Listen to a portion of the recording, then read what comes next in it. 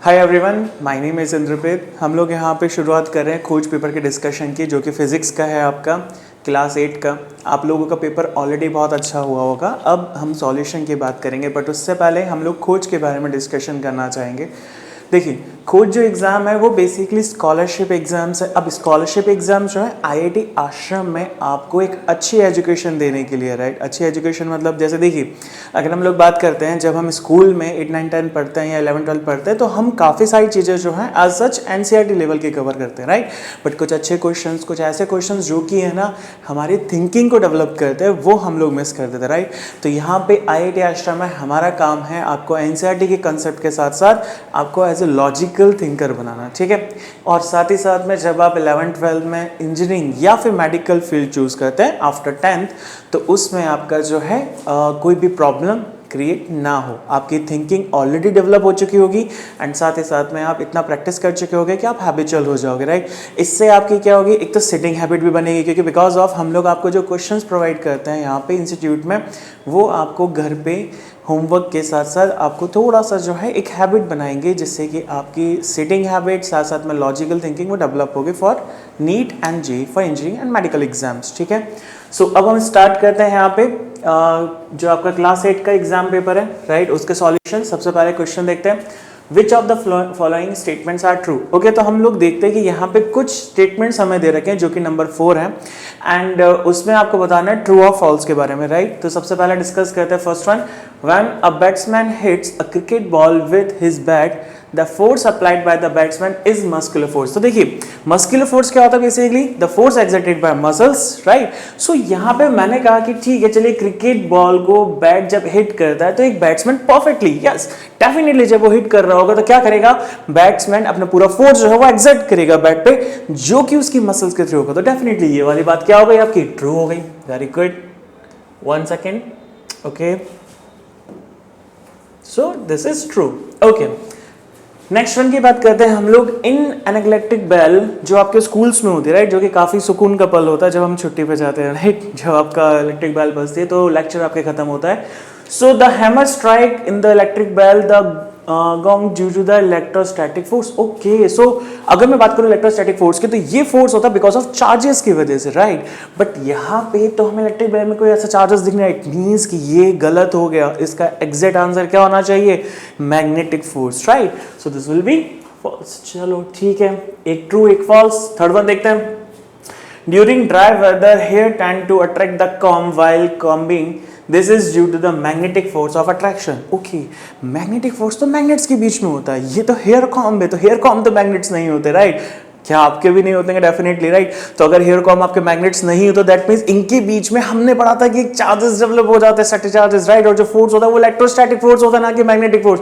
तो ये भी आपका क्या हो गया, फॉल्स हो गया। चलिए, बहुत बढ़िया। अब हम लोग बात करते हैं last one. Walking on ice is difficult because of small frictional force. Okay, ठीक है, देखते हैं। देखिए, सिंपल सी चीज़ है दोस्तों, अगर आप है ना कभी आइस पे चले होंगे तो आपको पता होगा कि यहाँ पे स्लिप ज़्यादा होते हैं। हम लोग स्लिप जहाँ पे होंगे, इट मीन्स वहाँ पे ग्रिप नहीं बन पाएगी, ग्रिप नहीं बन पाएगी, दैट मीन्स वहाँ पे इरेगुलरिटीज नहीं, और इरेगुलरिटीज नहीं मतलब वो सरफेस में फ्रिक्शन की वैल्यू क्या है, कम। बिल्कुल सही चीज, मतलब कि आपका आंसर जो है ट्रू स्टेटमेंट दिखना था, फर्स्ट और फोर्थ वन है, और यहाँ पे हम देखते हैं कौन सा ऑप्शन है, बी। तो दैट इज करेक्ट वन, ठीक है। चलो अब अगले पे चलते हैं। काफी अच्छा क्वेश्चन था। अब देखिए, क्वेश्चन में बोल रखा है कि आपके पास जो डायग्राम है उसमें एक आपको एक चार्ज स्फीयर दे रखा है जो कि पॉजिटिव चार्ज है, ठीक है। साथ में एक पिट बॉल दे रखी है आपको और एक मेटल प्लेट दे रखी है। अब क्वेश्चन में क्या बोलता है, ठीक है, क्वेश्चन पढ़ते हैं। A pith ball makes a contact with and is then repelled by a highly charge sphere. Okay, तो सबसे पहले पिट बॉल को इसने यहाँ पे कांटेक्ट में लेके आया, तो आपको तो पता है ड्यू टू कांटेक्ट यहाँ पे चार्ज हो जाएगी। पिट बॉल में जो चार्जेस आ जाएंगे वो कौन से आएंगे, क्योंकि ये पॉजिटिव है तो यहाँ पे भी कौन से आ जाएंगे, पॉजिटिव चार्ज, ठीक है, डन। तो हमने कहा हमारी जो पिट बॉल है अब वो पॉजिटिव चार्ज हो गई। चलो, बहुत बढ़िया। अब ये क्या कहता है, आगे बढ़ते हैं क्वेश्चन को। Highly charge sphere as shown in the diagram, ठीक है, हमने कंसल्ट कर लिया डायग्राम को। Which of the following will happen when an earth metal plate is brought close to that. Okay, अब ये पिट बॉल को हम लोग किससे कनेक्ट करेंगे, मेटल प्लेट से। मेटल प्लेट जो है वो अर्थ से कनेक्टेड है, तो क्या होगा, पिट बॉल पॉजिटिव चार्ज है, मेटल प्लेट क्या करेगा, ग्राउंड से जो है नेगेटिव चार्ज को कनेक्ट कर लेता है। इससे जो मेटल प्लेट है वो नेगेटिव चार्ज हो जाएगी, फिर ये पिट बॉल जो है पॉजिटिव चार्ज। जब दोनों आपस में क्लोज आएंगे तो अट्रैक्ट करेंगे because of positive and negative. इससे क्या होगा कि यहाँ से जो मेटल प्लेट से नेगेटिव चार्ज है वो कहाँ आ जाएगा आपके पास, पिथ बॉल के पास, और अब पिथ बॉल पॉजिटिव नेगेटिव के साथ क्या हो जाएगा, न्यूट्रल। क्लियर है? तो देखते हैं ऑप्शंस कौन से हमारे पास। A, the ball will be repelled to the far side of the sphere, बिल्कुल नहीं। The ball will be repelled so that it makes contact with sphere, बिल्कुल गलत। The ball will be attracted, yes, ये पहली चीज सही है, to the plate, make contact and is neutralize, मतलब कि आपका ऑप्शन नंबर सी परफेक्ट है। चलिए अब आगे बढ़ते हैं हम लोग। यहाँ पे क्वेश्चन देखिए, suppose a new planet is discover. Okay, scientist ने एक और प्लैनेट जो है डिस्कवर कर दिया, राइट। आपके लिए बहुत जानने का अच्छा है कि आप जब आप पढ़ेंगे 8th में तो आपके जो ये चैप्टर है उसके अंदर एक प्लैनेट और आ जाएगा अकॉर्डिंग टू दिस क्वेश्चन। तो क्या बोल रहे हैं आगे कि अगर वो जो प्लैनेट है, राइट, वो क्या है आपका, is part of your solar system, और वो है in between Saturn and Uranus. अच्छा, एक चीज डिस्कस की जाए कि जो सन की टाइम पीरियड की रिलेशन है वो कैसा है, जितना प्लैनेट सन के नियर बाय होगा, राइट, या फिर दूर होगा, उसी के अकॉर्डिंग आपका टाइम पीरियड होगा। जैसे मान लिया जाए कि वो जो प्लैनेट है वो सन से दूर है तो उसका टाइम पीरियड भी क्या होगा, ज्यादा होगा। अब हमने कहा कि प्लैनेट जो है वो सैटर्न और यूरेनस के बीच में, तो दैट मींस सैटर्न का जो है हम जानते हैं कि ऑलमोस्ट अप्रॉक्स वैल्यू है, हम लोग कंफर्म नहीं जानते कि कितना है, ये ऑलमोस्ट 29 पॉइंट समथिंग होता है, जिसे हमने यहाँ पे 30 इयर्स शो कर दिया, राइट। ये उसका जो है टाइम पीरियड है। अब हमने इसका डिस्कस किया तो ये कितना होता है, 84 इयर्स, राइट। सो अब देखिए अगर प्लैनेट इन दोनों के बीच में, दैट मींस उसका टाइम पीरियड भी क्या करेगा, इन दोनों के बीच में लाई करेगा, ठीक है। So less than that of Uranus, no, more than, no, equal to that of, no. Okay, so ये आना चाहिए equal to that of Uranus और सैटर्न। तो यहाँ पे हम लोग बात कर सकते हैं सबसे पहले 1 by 1 ऑप्शन की, less than that of Uranus. हाँ, यूरेनस से क्या होना चाहिए, कम होना चाहिए, राइट। तो ये क्या हो जाएगा, ऑप्शन ए।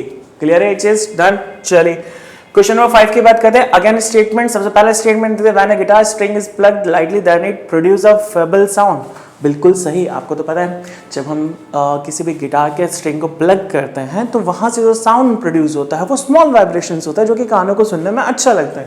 दैट मींस ये ट्रू है, वेरी गुड। चलिए आगे देखते हैं। Loudness of a sound does not depend on the amplitude of vibration. No, no, no. It depends upon the vibration, amplitude of vibration. That means ये वाला statement क्या हो जाएगा, false. That means हम लोगों के लिए जो ये first, second है वो तो हमारे होंगे ही नहीं। आपके पास कौन सा होगा, statement 1 is true and statement 2 is false. That means C1, right? चलिए बहुत बढ़िया। Okay, the sound produced by tuning fork travel from air to glass. Which of the following physical quantities remains the same? देखिए अगर कोई sound travel कर रहा है air से ग्लास में तो आप जानते हैं कि यहाँ पे मीडियम चेंज होता है, due to the medium change यहाँ पे जो है वेलोसिटी वो चेंज हो जाएगी आपकी, राइट। बट हम जानते हैं कि जो फ्रीक्वेंसी है, राइट, वो फ्रीक्वेंसी जो है वो सिर्फ और सिर्फ जो साउंड के सोर्स उस पर डिपेंड करती है, वो मीडियम पे डिपेंड नहीं करती। दैट मींस ये चेंज आपकी नहीं होगी।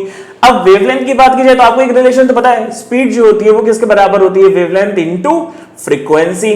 बात समझ रहे हैं आप यहाँ पे।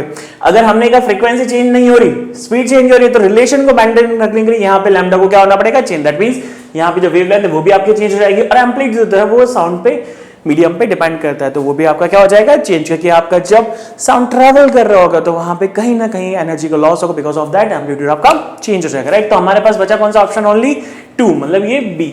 चलिए अगले पे आते हैं। ओके, अब ये एक सिंपल क्वेश्चन है, बहुत हमें सिंपल क्वेश्चन देखने को मिले। A plane mirror is inclined at 30 degree. Okay, done.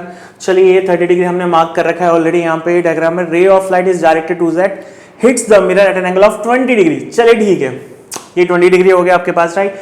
अब देखिए ये बोल रहा है कि आपको निकालना है एंगल ऑफ रिफ्लेक्शन। हमें एक चीज पता होती है कि अगर हमने कहा एंगल ऑफ इंसिडेंस अगर आपको पता चल जाए तो एंगल ऑफ इंसिडेंस जो है आपके एंगल ऑफ रिफ्लेक्शन के बराबर होता है, राइट। यहाँ पे इन्होंने एंगल ऑफ इंसिडेंस के लिए जो है मार्किंग ऑलरेडी कही हुई है कि भाई ठीक है, इंसिडेंट रे और नॉर्मल के बीच वाला एंगल है ये चीज, राइट। तो बहुत कन्वीनियंट है हमें। अब हमें एक चीज और पता है, नॉर्मल का मतलब होता है total angle 90 degree, right.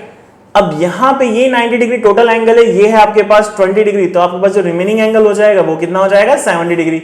And according to laws of reflection ये भी आपका इंसिडेंस जो है वो किसके बराबर होना चाहिए, एंगल ऑफ रिफ्लेक्शन। तो ये भी कितना हो जाना चाहिए, 70 डिग्री। दैट मींस कहां पे आपका ऑप्शन देगा, option D. That means this will B answer. Okay, Which of the mercury parameter shows below indicate the highest air pressure? अब देखिए एयर प्रेशर जो होता है वो चेक किया जाता है with the help of mercury की हाइट। अब हम ए बी में बात करें, सी में बात करें, डी में, तो सबसे ज्यादा जो हाइट मुझे यहाँ पे दे रखी डी ऑप्शन में, that means according to height ज्यादा होने की वजह से यहाँ पे एयर प्रेशर की वैल्यू भी यहाँ पे क्या होगी, ज्यादा होगी। दैट मींस ओके, चलिए 9 पे आते हैं। The maximum force of friction when the body is just beginning to move is known as, देखिए अब ये चीज समझिए, बहुत बढ़िया लेवल का क्वेश्चन है। देखिए कभी कभी क्या होता है, जब आप किसी चीज को मूव करने की कोशिश करते हैं तो वो मूव नहीं होती, राइट। अब वो क्यों मूव नहीं होती, क्योंकि वो अपनी मैक्सिमम वैल्यू ऑफ फ्रिक्शन पे अचीव नहीं की होती, राइट। अगर वो मैक्सिमम वैल्यू ऑफ फ्रिक्शन पे चली जाती है, स्टैटिक फ्रिक्शन की बात कर रहे हैं हम लोग यहाँ पे, तो क्या होता है, वो जस्ट स्टार्ट कर देती है मूव होना। अब maximum value of static friction क्या होगा, उसे हम बोलते हैं लिमिटिंग फ्रिक्शन। ओके, अगर आपका फोर्स से एक्सीड हो जाता है, दैट मींस आपका जो है ऑब्जेक्ट क्या है, जस्ट मूव करना शुरू कर देगा, राइट। चलिए बहुत बढ़िया, अब आगे बढ़ते हैं।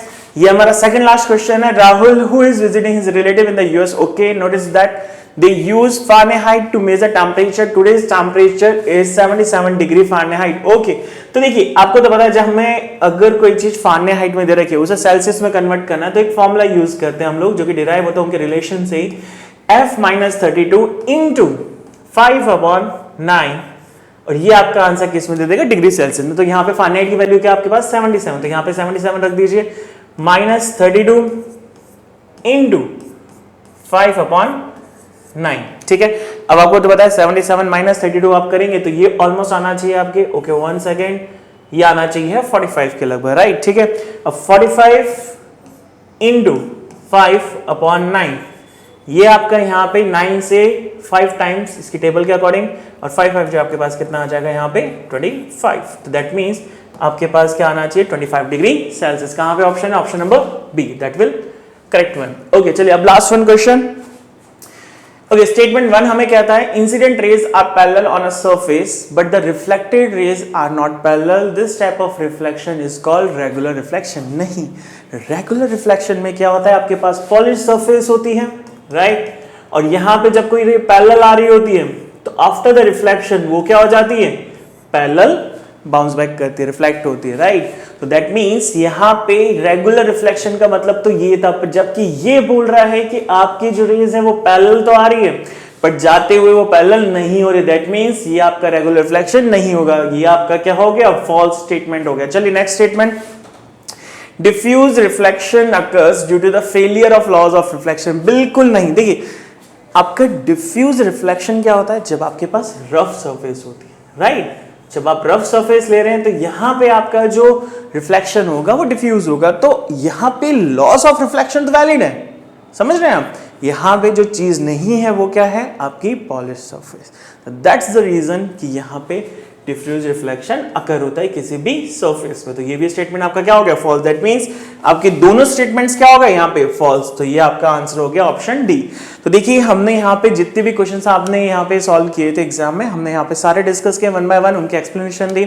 अगर आपको कोई क्वेश्चन आपसे छूट गया तो वापस बैक कीजिए और यहाँ पे अगेन आइए, एंड जो भी आपको स्कॉलरशिप मिली होगी अकॉर्डिंग टू रैंक आपको बता दिया जाएगा। एंड मिलते हैं आपसे IITias टाइम में, बाय बाय।